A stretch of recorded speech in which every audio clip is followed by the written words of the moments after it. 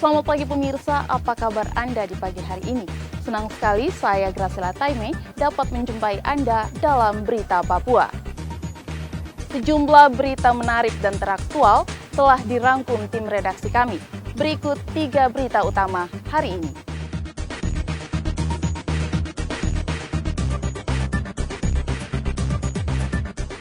Sebuah minibus terjun ke Sungai Mandom, Merauke, seorang penumpang hilang terseret arus.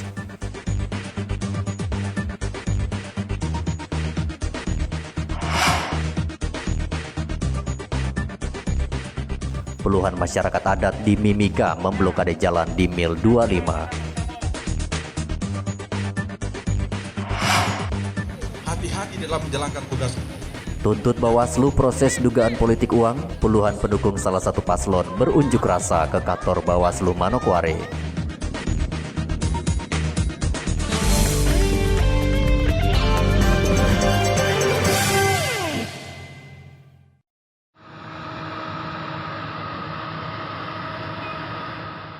Sebuah minibus terjun ke Sungai Mandom, distrik Ulilin, Merauke, Jumat lalu. Minibus yang ditumpangi satu keluarga itu berasal dari distrik Ulilin akan menuju ke kampung Alfasera. Diduga sopir tak dapat mengendalikan kendaraannya saat melintas di jembatan Sungai Mandom karena kondisi jalan yang licin sehingga mobil terperosok masuk ke sungai. 2 orang penumpang selamat dalam kecelakaan itu, namun anak mereka yang berusia 4 tahun tidak ditemukan. Alat berat perusahaan yang ada di kampung Ulilin mengevakuasi bangkai minibus pada Minggu sore, namun tak menemukan Hani.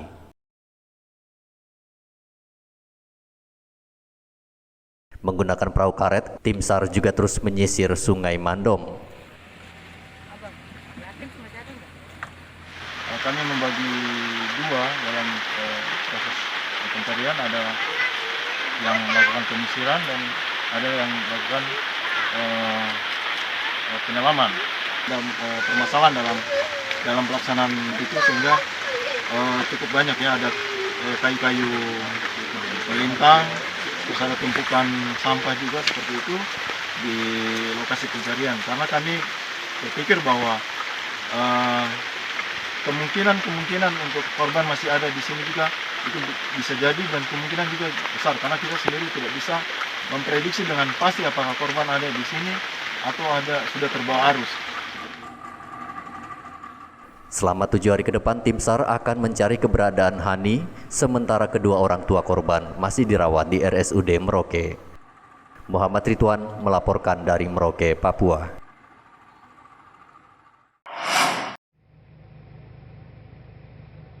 Puluhan masyarakat adat Iwamako memblokade jalan di Mil 25, Kabupaten Mimika, Sabtu lalu. Jalan diblokade menggunakan rumput dan pohon. Jalan yang menghubungkan kota Mimika dan distrik Tembagapura itu ditutup selama 1 jam. Blokade jalan itu mengakibatkan puluhan kendaraan operasional tambang PT Freeport tak bisa melintas. Puluhan anggota BRIMOB dikerahkan untuk membuka blokade.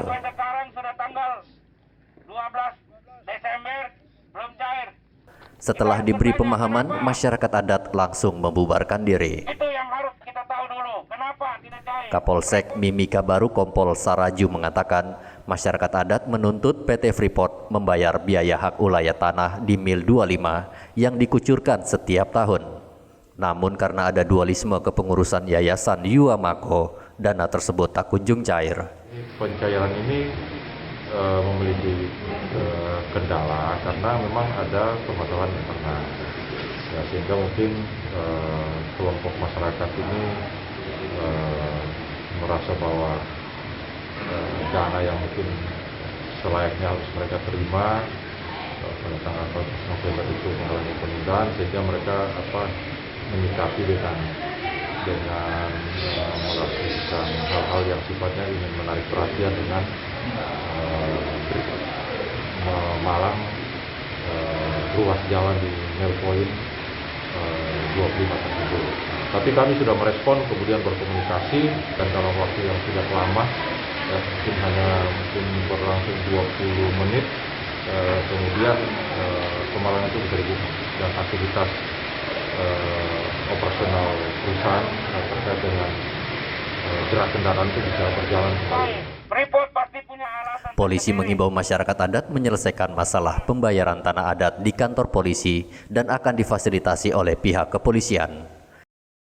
Igobat Momolin melaporkan dari Mimika, Papua.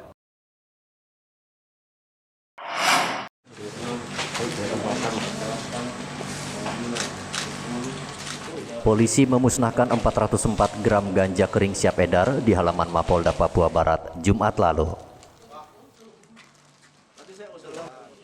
42 bungkus ganja yang disita dari seorang tersangka itu dimusnahkan dengan cara dibakar. Polisi juga menghadirkan pengedar ganja yang ditangkap pada 27 November. Kabid Humas Polda Papua Barat AKBP Adam Erwindi mengatakan pemusnahan barang bukti dilakukan setelah polisi mendapat surat persetujuan pemusnahan dari Kejari Manokwari. Musnahkan karena berdasarkan ketetapan surat ketetapan dari Kajari nomor B2248/R210/NNZ1/12/2020. Kemudian saya juga didampingi oleh Kasih Narkotika dari Kajari sebagai saksinya, ada PH juga, dan dari intern pun kami diawasi oleh Irwasda maupun Propam untuk melaksanakan pemusnahan ini. Polisi masih mengejar 2 pemasok ganja yang berasal dari Jayapura dan Nabire. Atas perbuatannya tersangka dijerat dengan pasal 112 Undang-Undang RI nomor 35 tahun 2009 dengan ancaman hukuman minimal 7 tahun penjara. Edi Musahidin melaporkan dari Manokwari, Papua Barat.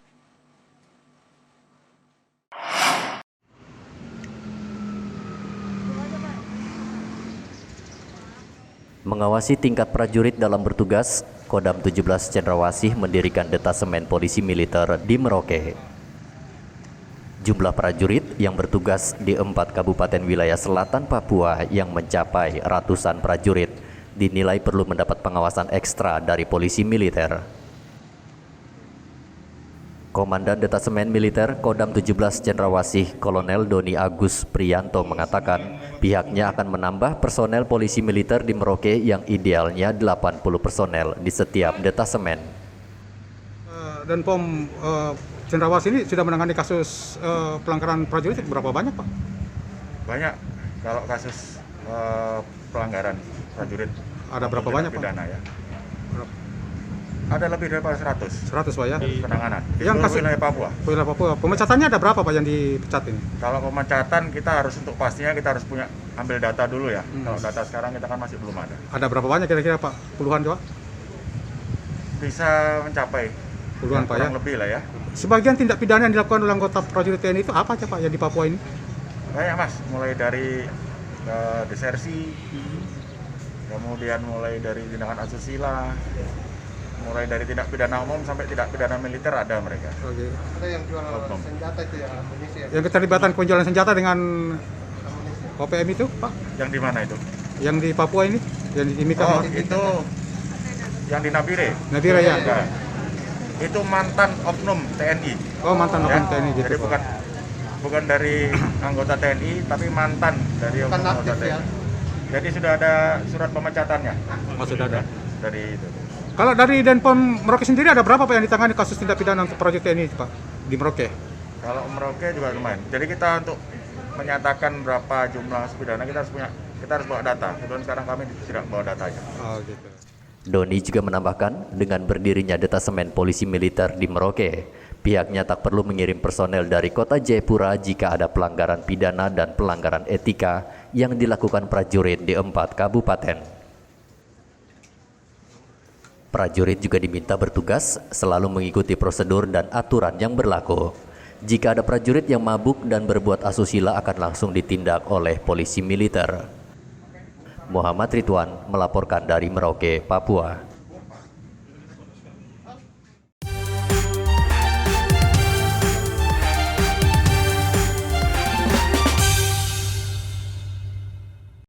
Hati-hati dalam menjalankan tugas. Jangan. Puluhan pendukung salah satu paslon di Kabupaten Manokwari, Papua Barat, Jumat lalu mendatangi kantor Bawaslu Manokwari. Kedatangan mereka untuk menuntut Bawaslu memproses laporan dugaan politik uang dalam Pilkada Manokwari. Unjuk rasa itu dikawal ketat oleh polisi. Ketua Bawaslu Manokwari, Syors Prawar, mengatakan pihaknya akan menindaklanjuti aspirasi yang disampaikan puluhan pendukung paslon dan mengkaji apakah laporan dugaan politik uang itu mempunyai bukti yang cukup atau tidak. Terkait dengan aspirasi yang diberikan kepada Bawaslu sudah kami terima dan akan kita bahas, saya akan bawa dan saya akan bahas bersama dua anggota saya, bahkan juga dengan pihak Sentraga Kundur, dan kita akan lihat pada sanksi daripada aspirasi yang mereka sampaikan kepada Bawaslu. Saya berharap bahwa kita semua masyarakat Kota Manokwari di sini langsung kita belajar pendidikan politik yang baik. Di sisi lain juga, mari kita menjaga kondisi Pilkada Manokwari yang aman dan damai, bahkan juga pun sehat. Dan saya juga harapkan bahwa masing-masing dari calon tetap menahan diri, kita menunggu keputusan final dari Kabupaten Manokwari. Apapun laporan yang hari ini kami terima, kita akan mengkaji sesuai dengan prosedur peraturan dalam perundangan yang berlaku. Setelah menyampaikan aspirasi, puluhan pendukung paslon itu langsung membubarkan diri. Kapolres Manokwari AKBP Dadang Kurniawan meminta seluruh pendukung paslon tidak melakukan perayaan kemenangan berlebihan sebelum KPU memutuskan siapa pemenang Pilkada Manokwari. Polres Manokwari berterima kasih kepada masyarakat yang telah menjaga Kamtipmas. Silahkan aspirasi ataupun penyampaian aspirasi disalurkan melalui jalur yang benar, melalui wadah yang telah ditentukan, yang mana sekarang masalah pilkada wadahnya adalah ada Bawaslu. Dari penyampaian tadi tidak ada anarkis dan saya ucapkan terima kasih, tetap jaga kesehatan dan protokol kesehatan. Ratusan anggota Brimob Polda Papua Barat sejak pekan lalu menjaga ketat kantor Bawaslu dan KPU Manokwari hingga nanti penghitungan suara tingkat kabupaten digelar. Sesuai jadwal KPU, pleno rekapitulasi tingkat kabupaten akan digelar pada 16 Desember mendatang. Edi Musahidin melaporkan dari Manokwari, Papua Barat.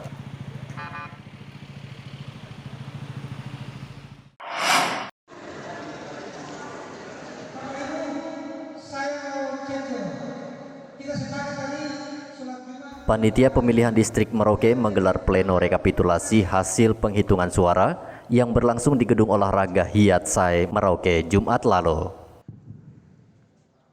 Pleno rekapitulasi tingkat distrik itu digelar untuk merekap kembali hasil rekapitulasi suara setiap paslon dari 11 kelurahan dan 5 kampung.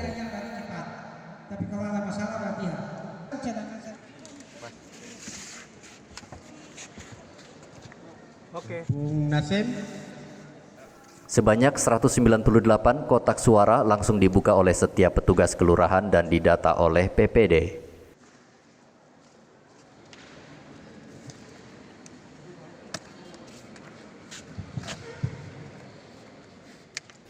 Ketua Panitia Pemilihan Distrik Merauke, Salim Divinubun, mengatakan antusias warga dalam menyalurkan hak pilih sangat tinggi. Dibuktikan dengan habisnya surat suara di sebagian besar TPS di distrik Merauke.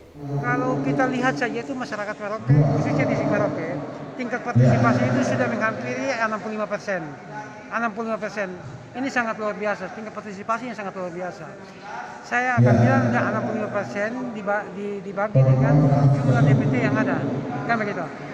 Artinya bahwa jumlah DPT masyarakat yang punya hak di dalam DPT mereka menyalurkan hak suaranya, namun masyarakat yang tidak punya nama di DPT masyarakat datang dengan KTP. Namun sangat disayangkan yang datang dengan KTP ini surat suara sangat terbatas karena KPU menyiapkan surat suara itu berdasarkan dengan jumlah DPT di setiap TPS masing-masing. Nah ini kedepannya mudah-mudahan ini dipertahankan maksudnya partisipasi ini sangat dipertahankan. Rencananya saya itu rapat pleno mulai dari tanggal 11 sampai dengan tanggal 12. Itu masih rencana. Tetapi kalau hari ini kita bisa selesaikan di hari ini, ya mudah-mudahan selesai. Kalau memang tidak bisa ya kita akan geser ke hari berikutnya. Agar proses rekapitulasi berjalan aman dan lancar, puluhan polisi disiagakan di Gor Hiatsai. Polisi hanya mengizinkan petugas kelurahan dan saksi paslon yang bisa masuk ke dalam ruangan pleno. KPU terus menghimbau agar pendukung paslon tidak menggelar konvoi serta membuat kerumunan karena hasil rekapitulasi resmi akan dikeluarkan KPU saat penghitungan tingkat kabupaten 16 Desember mendatang.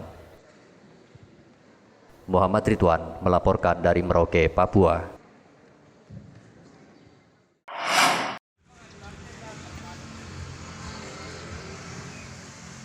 KPU Merauke memastikan pleno rekapitulasi suara di 20 distrik berjalan aman dan lancar. KPU masih menunggu hasil pleno 5 distrik terjauh yang pengirimannya menggunakan kapal. 5 distrik yang belum tiba kotak suaranya yaitu distrik Kimam, Ilwayap, Tabonji, Okaba, dan Tuban. Kelima distrik ini seluruhnya menggunakan jalur laut. Anggota KPU Merauke Muhargebse mengatakan pleno kabupaten yang dijadwalkan 16 Desember dipastikan akan berjalan sesuai jadwal. Dari hasil rekapitulasi distrik-distrik, sebagian besar sudah terkumpul di gudang kami, ya, gudang KPU Kabupaten Merauke. Ini kami menunggu dari beberapa distrik, yaitu distrik-distrik terjauh, daerah Kimam Pemekaran dan juga daerah Okaba Pemekaran. Yang selanjutnya kami pastikan besok sudah semua berada di gudang kami, ya, sehingga semuanya terkumpul dan kami akan rapikan dan kemudian kami akan jadikan sebagai bahan kami untuk rekapitulasi nanti di tingkat kabupaten. Dan tentunya kami juga apresiasi untuk masyarakat bahwa sudah terselenggara pemilihan Bupati dan Wakil Bupati Kabupaten Merauke dengan baik dan lancar. Mudah-mudahan proses pemilihan yang demokratis dan bermartabat ini serta profesional ini dapat menjadi berkah untuk besok kepemimpinan Bupati dan Wakil Bupati untuk mensejahterakan masyarakat Kabupaten Merauke tentunya. KPU juga menghimbau pada seluruh paslon agar bersabar menunggu hasil resmi KPU pada 16 Desember mendatang, serta tidak menggelar perayaan secara berlebihan selama masa pandemi COVID-19. Muhammad Ridwan melaporkan dari Merauke, Papua.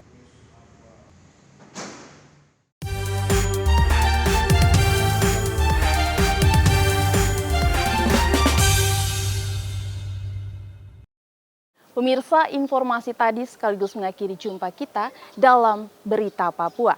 Saya Graciela Taime mewakili kerabat kerja yang bertugas menyampaikan terima kasih, selamat beraktivitas, sampai jumpa. Wanyambe.